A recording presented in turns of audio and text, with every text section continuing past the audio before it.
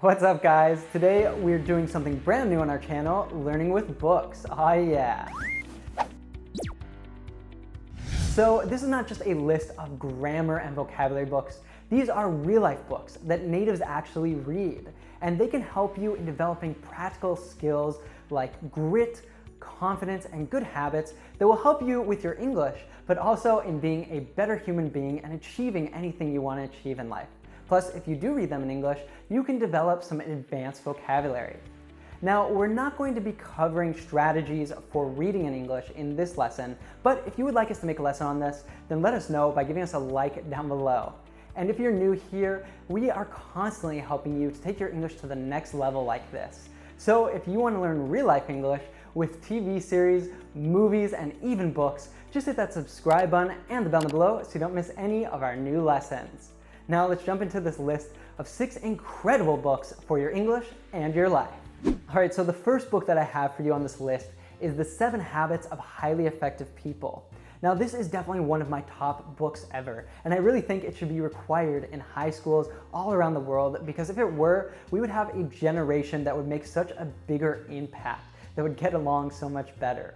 Now if you want to be more successful at anything, you should really consider reading this book. It will help you develop some essential skills that will help you to be more effective as a person. Now, what does this mean exactly? This means that you will be able to achieve more in a more productive way. Now, it will also help you in building different relationships. In business, of course, but also with your girlfriend, boyfriend, wife, or husband, and with your children if you have them, or anyone else in your family. Now, The 7 Habits of Highly Effective People by Stephen Covey is packed full of advice that will help you a ton in different areas of your life. I want to take a look at just a couple of these that will help you a lot with your English, but then I really hope that you'll go out and pick up this book. So one of the first habits that Stephen Covey talks about in this book is beginning with the end in mind. Now, Covey actually begins this section of the book by asking us to envision our own funeral. He asks us who's there and what do they say about us. And ultimately, the purpose of this is for us to get a vision of what we want to accomplish in this life. Who do we want to make an impact on? Now, as an English learner, this can be extremely powerful as well as an exercise to think about what exactly will it be like when you're fluent? What are you doing? Who are you speaking to? What are you using the language for? And when you can kind of have this vision in mind, it will really help power you through all of those hard nights studying, or the courage that you need to go and have a conversation with someone in another language. And really, the more clear that you can make this vision, the more powerful that it will be. Exactly who are you speaking to? What are you using your English for? Doing this should help you to actually make the right choices today to get there. And really, what this habit is about is not just letting life happen to you, but actually designing how you want your life to be.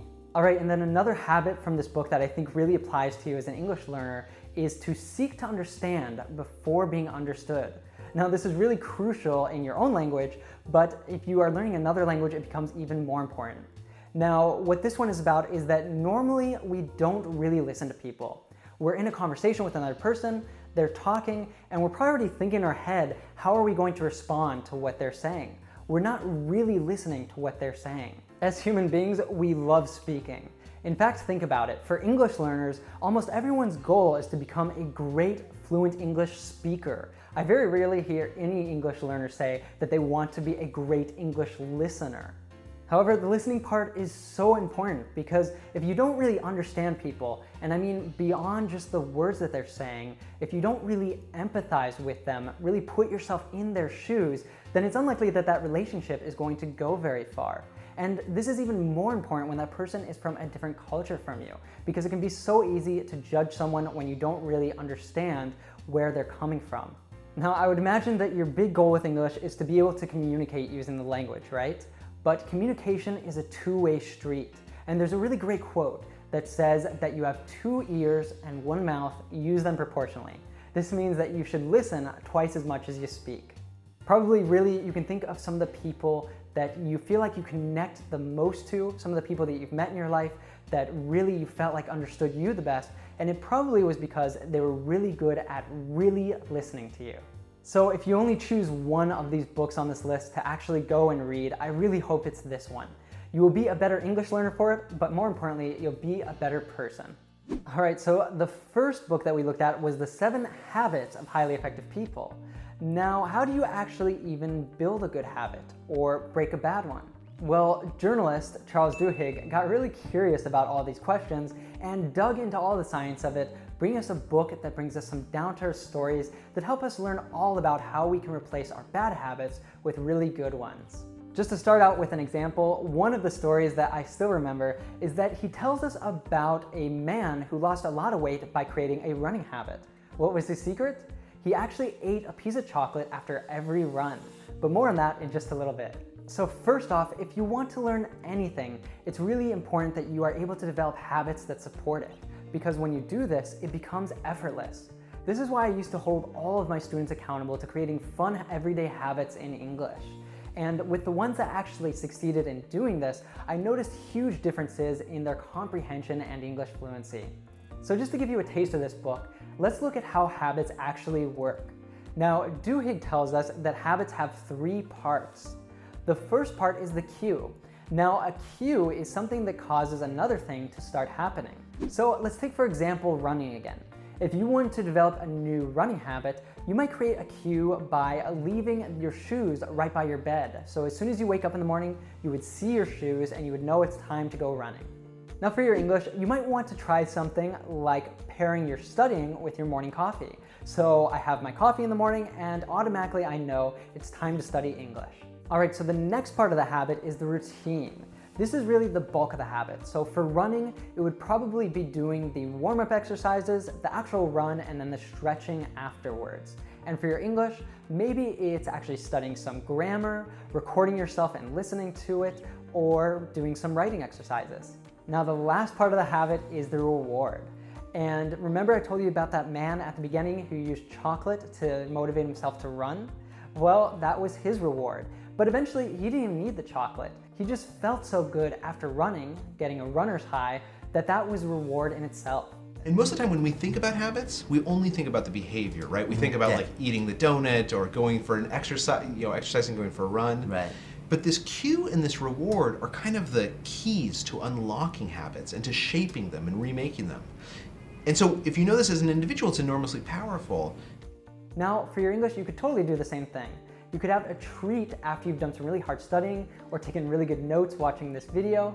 But you could also use, for example, watching an episode of Friends or a funny Ellen video, or writing a friend on WhatsApp in English for a few minutes to reward yourself for having done something more difficult in the language. So The Power of Habit is a really great read if you want to upgrade your learnings from any of these other books because you'll just make them a habit. So the next book I have for you is called A Mind for Numbers. Now don't be deceived by the title of this book. It's another really great fundamental read which will help you with so many other things.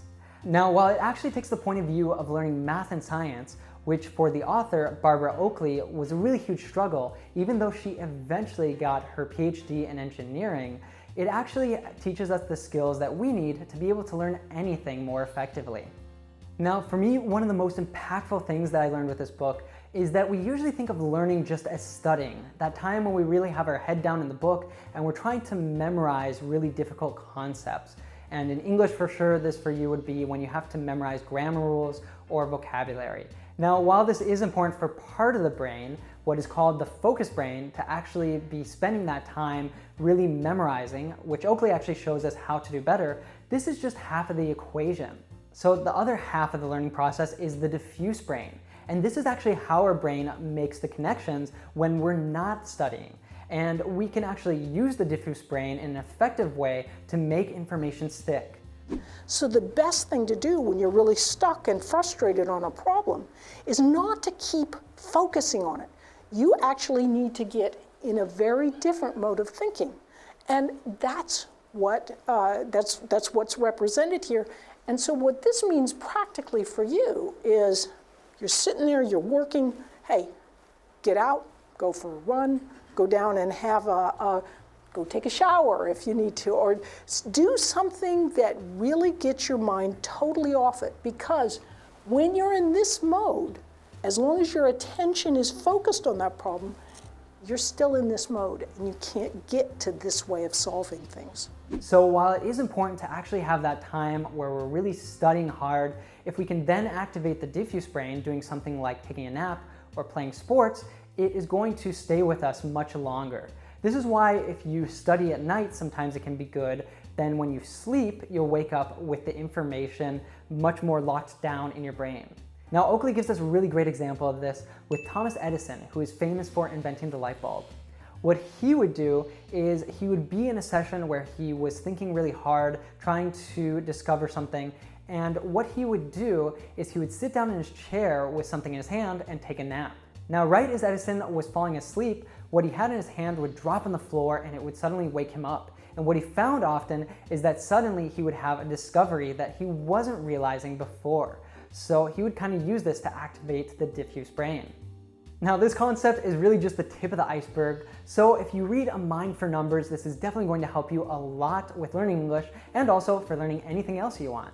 Hey, so I highly recommend you go and follow us over on Instagram, because every week we are doing fun reading exercises with some incredible books like Harry Potter, The Hunger Games, The Hobbit, and so much more. So for some more fun reading with your favorite books, go and check us out over on Instagram. So the next one is called Grit by Angela Duckworth. Now, this one made a really huge impact on me when I read it. In fact, it should be a required reading for any parent out there, as grit is the #1 characteristic that you can cultivate in your children. But even if you're not a child, you can cultivate grit.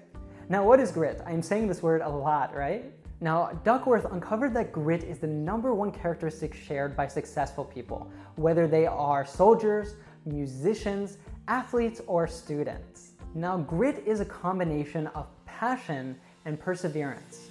Now, passion is the deep desire to master whatever skill it is that you're learning. And it's not really the fireworks, it's not that excitement that you get about something new, it's enduring. Maybe you already know what perseverance is. Perseverance is not giving up when things get difficult. Now, a really great place to start is with the fantastic TED Talk that Angela Duckworth gave on grit. And then you can grow your grit by reading the whole book. Grit is living life like it's a marathon, not a sprint. Now, if you can learn to be gritty with your English learning, you are guaranteed to reach your goals. All right, so the next one is Daring Greatly by Brené Brown, and this one is a bit different than any of the other ones that we've seen so far. Now, shame is a normal emotion. We all feel it. Shame is the fear that we won't be able to connect with others because they will judge something within us that tells them that we're not worthy of that connection with them. Now, Brené Brown actually discovered that the way to beat shame is through vulnerability. However, in most societies, we tend to think that vulnerability is the same as weakness. Now, Brené Brown shows us that this is not so. Brené shows us that vulnerability is actually courage. Now, the courageous people, the people who are willing to be vulnerable, they show up. They're in their arena. They are willing to fail. I have a vulnerability issue, and I know that vulnerability is kind of the core of shame and fear and our struggle for worthiness, but it appears that it's also the birthplace of joy, of creativity, of belonging, of love. Now, the reason that this book is on this list is because most English learners feel shame when it comes to speaking English.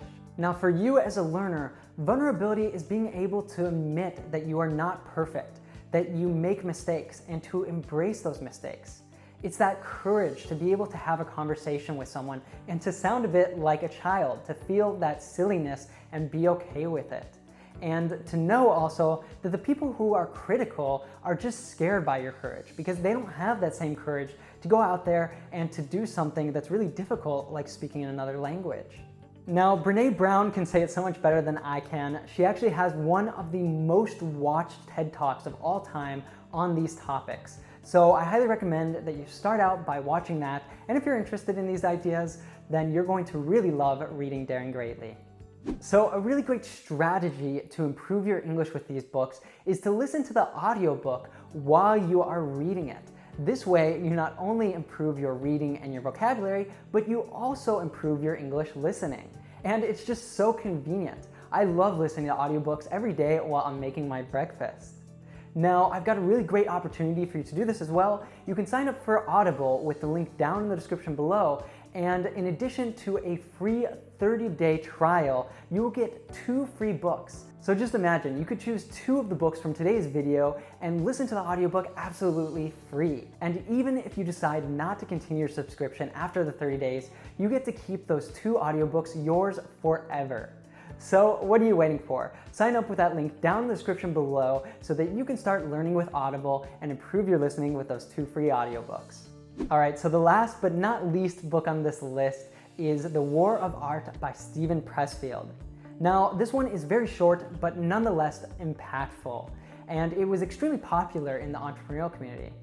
Now, Pressfield shows us exactly why we don't do the things that we know we must do in order to become better at whatever the skill is that we're dedicating ourselves to, and it's called resistance. Now, resistance is the fear that you feel when you want to go up and start a conversation with someone in English, but you don't. Or it's the procrastination that you feel when you really know that you should be studying. Or it's the excuses that you give that you can't do it for some reason, even though other people are out there doing it. And resistance shows up all the time in our lives. Just to give you an example, this has probably happened to you. There's something that you know that you're going to do, that you want to do. It's something that will help you to advance your English or another skill that you're building. But then all of a sudden in your head you think, okay, well, the dishes are dirty, so I better do the dishes. And then I need to take out the trash. And then by the time you actually have done all these little chores around the house or little things that seem important, you don't have time for the thing that is really important. Resistance is when we tell ourselves that we'll start tomorrow instead of just getting started right now.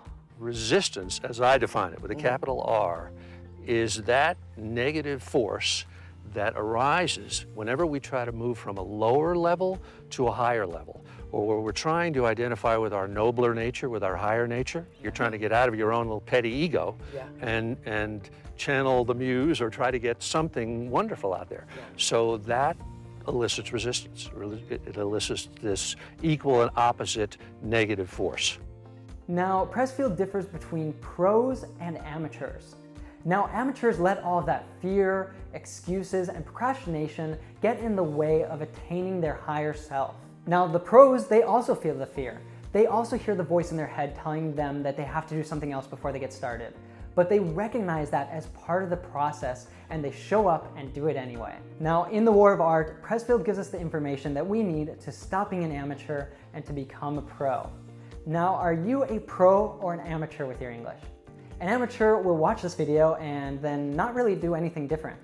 A pro will watch this video and get inspired and go out and get one of these books, or sign up for Audible and download the audiobook and start learning with it. Or just watch one of the TED Talks that I mentioned in this video, or do something else that's going to actually advance their skills in English. So my challenge to you is to pick one of these books and download it, or order it and start reading. Or you could get the audiobook and start listening, or do both together. Now, you could read these in your native language and they will really have an immense impact on you. That could be a great place to start. But you could kill 2 birds with 1 stone, learn a ton of vocabulary by reading it in English. So let me know down in the comments below, which of these books are you going to read? Or if I missed any great ones, then be sure to share them with me and other learners down in the comments below. And if you enjoyed this lesson and want more lessons to help you with your reading, then let me know by giving it a like below, or let me know down in the comments what you would like to see. And if you'd like to get some help learning the vocabulary that natives really use in our everyday lives, then our Fluent with Friends course can help you a ton.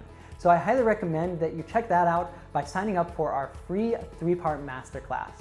Now it's time to go beyond the classroom and live your English. Aw, yeah.